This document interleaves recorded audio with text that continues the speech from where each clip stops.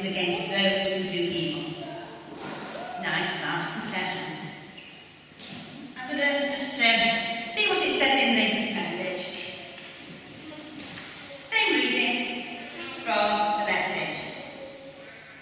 1 Peter 3, verse 8. Summing up, be agreeable, be sympathetic, be loving, be compassionate, be humble. That goes for all of you. Oh, no expectations, no retaliation, no sharp-tongued sarcasm. Oh, instead bless. That's your job, to bless. You'll be a blessing and also get a blessing. Whoever wants to embrace life and see the day, fill up with good. Here's what to do. Say nothing evil or hurtful. Run after peace for all your worth. Oh, God looks on all this with approval, listening and responding well to what he's asked. Oh, but he turns his back on those who do evil things.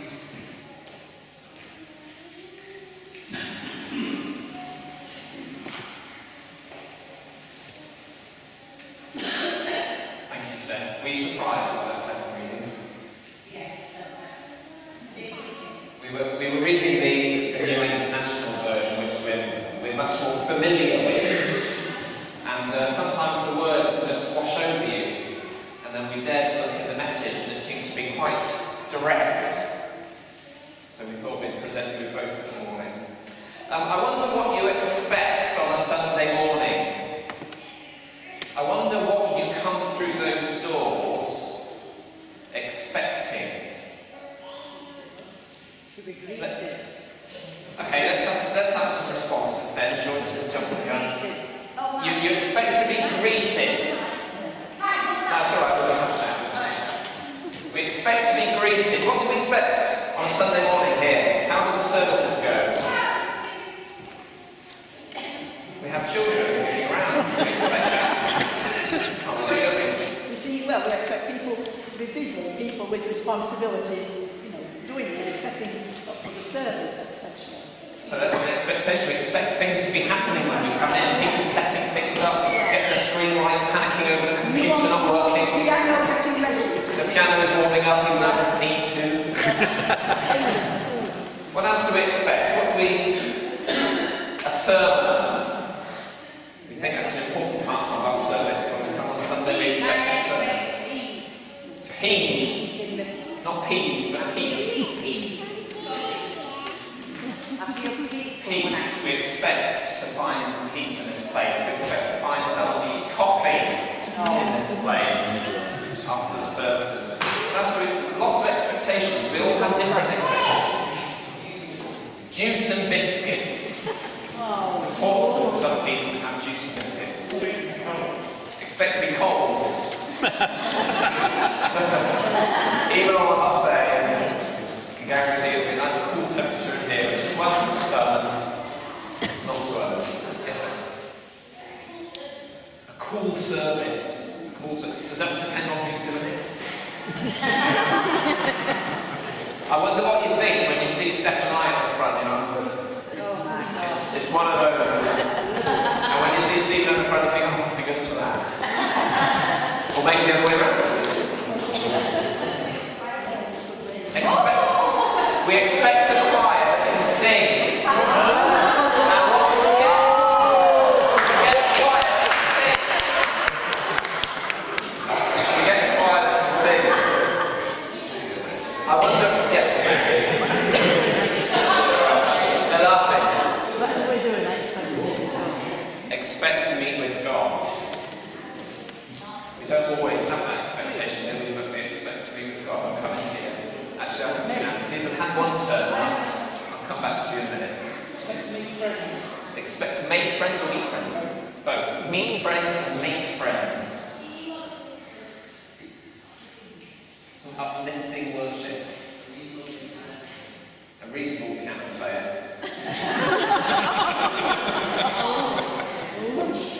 I wonder if there's a few few others that you wouldn't say.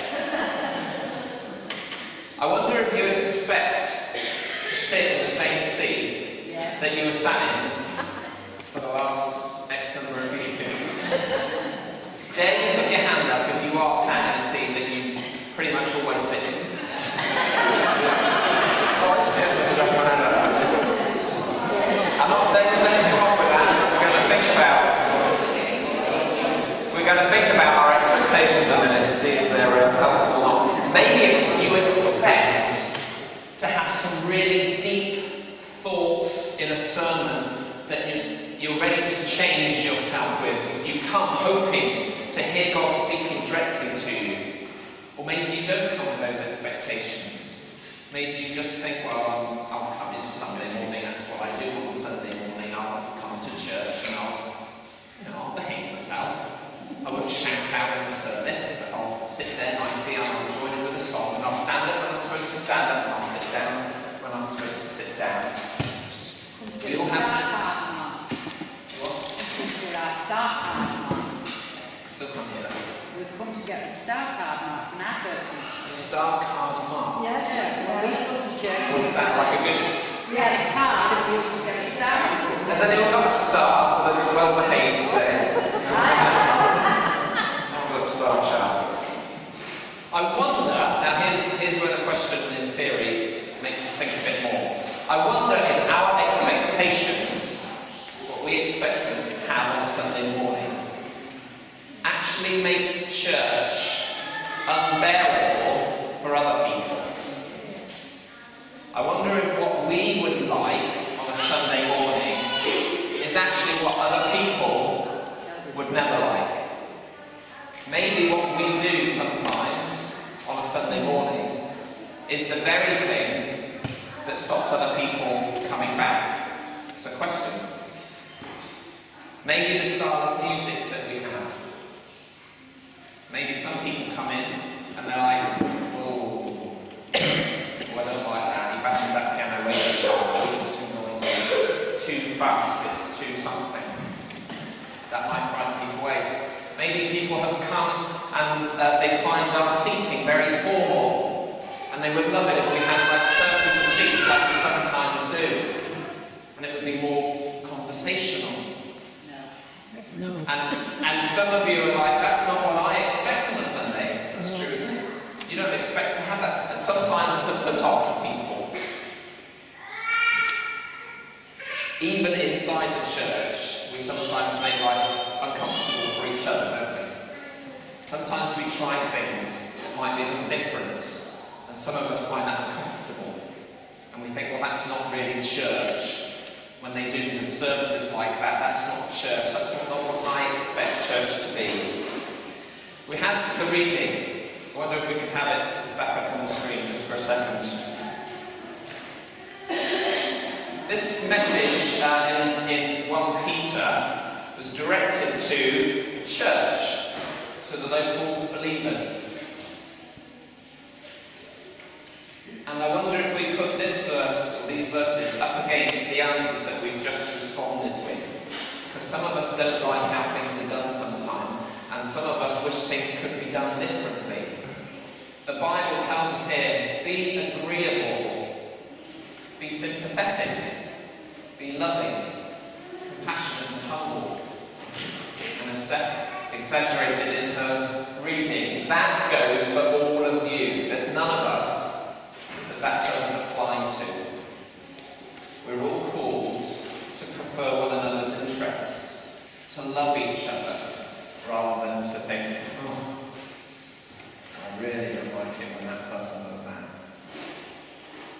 I've got 4 friends that I'd like to introduce to you this morning. I wonder if my 4 friends can come and join me on the front. We've got the microphone now. Oh, it's down here. Right, here we go. We've got 4 friends.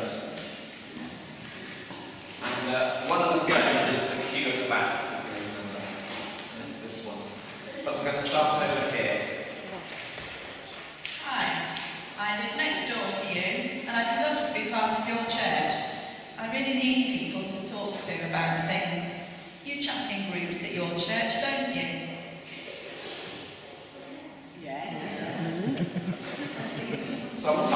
some of us don't like doing that, do we?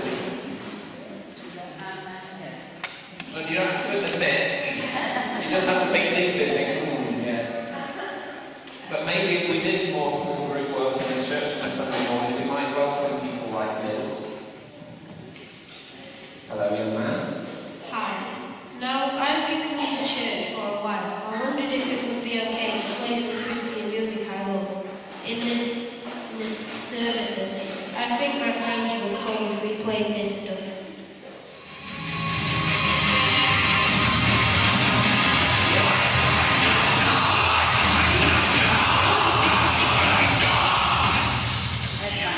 Well, I wonder what you think. Would we be willing to make some changes that would welcome people with different tastes to our own? Do you like our music? Really? Sometimes. Sometimes. So it's not just an exaggerated point. And although that music sounded nasty to some people, and I'm not a big fan of those kind of... That was a Christian band and they were singing How Great Thou Art. There we are, Brandon's not in this morning, maybe because we're not playing that music. That is a great thing. Here's another friend, I wonder what challenge they bring to our Sunday morning services. Well, usually I play football with mates on Sunday morning, so if we could change the service time, maybe I might have to come. He plays football on a Sunday morning. He's wondering if we could change the day that we meet. Would that be alright?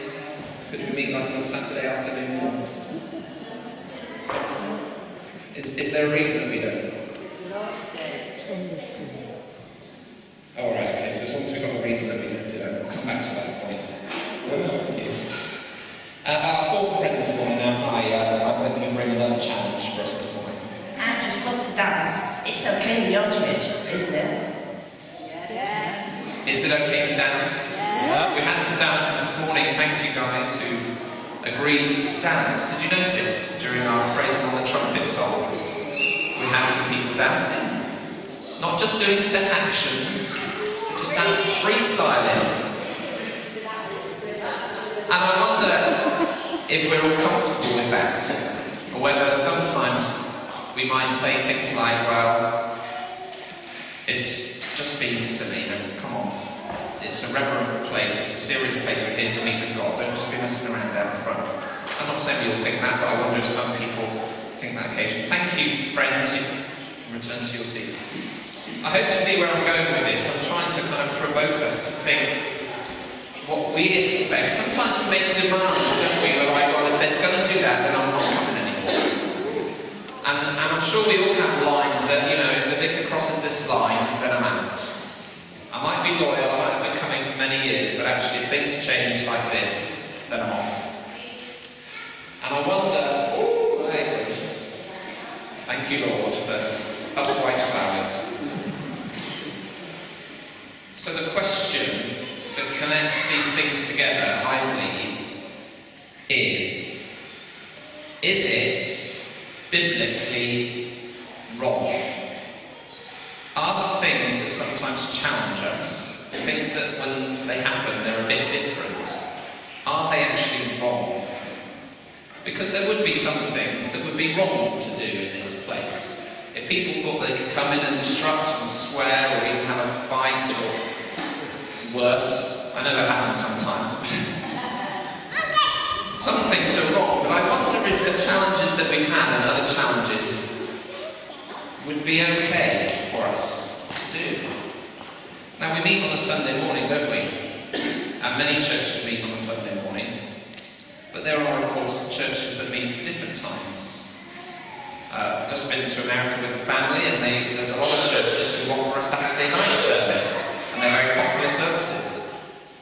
Some churches, their most popular service is the Sunday evening service. Other churches will have a midweek service, because they recognise that for their community, a Sunday morning is a time that is often used in other ways. And I know what's going through some of your minds is, God's most important, you put Him first, and so you come to church on a Sunday morning. I would challenge you to say, could you find in the Bible where it says you should meet on a Sunday morning. Now there are verses about keeping the Sabbath holy, aren't there? But there are verses about making sure that as a church, when you come together, you should meet on the Sabbath, on a Sunday morning. So that's a serious challenge. Now, I'm not saying we should change it, but I'm asking you, would we be prepared to change it if actually it welcomed other people into our church? What else did we have? The music. Now, I know some of you are put off by certain styles of music, and some of you love other kinds of music. It's a challenge for me sometimes, believe it or not, to play some of the songs that we sing on a Sunday, because I don't like them all. I'm just being honest with you. It's alright, isn't it? The music group know I don't like them all. Because I can tell them, because I trust they won't just tell everyone else, oh, he's playing that, but he doesn't like it, his heart's not in it. But I'm challenged by my own message this morning that actually if I want to be welcoming, then I will play songs that I think others like as well. And I wonder if generally our music choice, the way we do things on a Sunday, would we be prepared to make changes that would welcome other people in? When Steph and I were planning this, we kind of thought, well, church is a bit of a funny thing, isn't it? Church is different from anything else that kind of happens in our week. Where else in your life do you choose to go and listen to a 20-minute sermon or talk? Unless you're studying at college or something, and then you've got to go. Where else do you go in the week where you meet together with friends and you have a sing-song? Anyone meet together with friends and just have a sing-song? You do? Sorry? Home group, you have a singing home group, so it does happen in other areas as well. Playgroup, of course. Choir at school. So we do sing sometimes. My immediate thought is, well, people who go to football matches often sing songs, don't they? But to some people who might come into our church, they'll be like, oh my goodness, they sing songs, oh, I can't be singing. I don't know any of the songs, I don't like the music, I don't feel very welcome in. So the challenges are, how would we be willing to bend a little, to welcome other people into our church? I haven't got a big list of how I think we should change, by the way.